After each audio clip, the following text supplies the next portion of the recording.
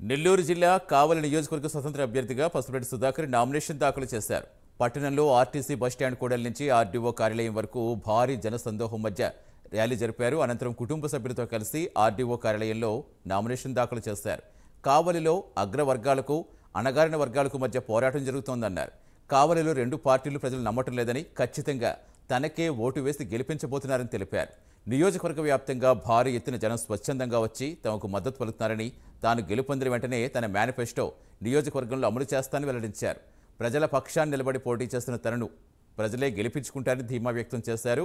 తనతో పాటు కలిసి వచ్చిన ప్రజలందరికీ సుధాకర్ ధన్యవాదాలు తెలిపారు.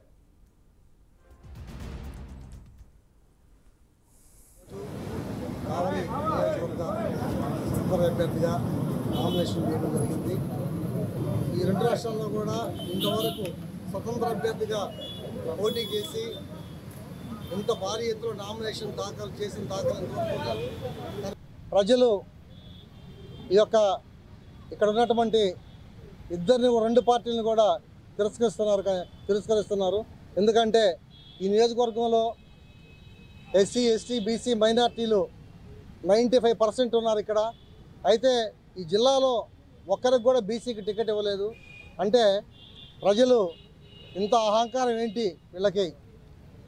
అహంకారానికి, అణగారిన వర్గానికి ఈ రెండింటికి మధ్య పోటీ జరుగుతున్నప్పుడు భారీ ఎత్తులో ఈ ఆత్మగౌరవం కోసం చాలామంది మద్దతు పలికారు. వాళ్ళందరికీ కూడా, నియోజకవర్గ ప్రజలందరికీ కూడా ధన్యవాదాలు తెలియజేస్తున్నాను.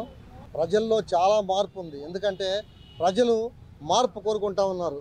ఎందుకు మార్పు కోరుకుంటున్నారంటే, గతంలో 10 ఏళ్ల నుంచి ప్రతాప్ కుమార్ రెడ్డి గారు ఇక్కడ పరిపాలనలో ఏమీ చేయలేదు. అదేవిధంగా ఇప్పుడు టీడీపీ నుంచి వస్తున్నటువంటి కావ్య కృష్ణారెడ్డి గారు ఆయన కూడా చాలా అవినీతి చేస్తున్నారు.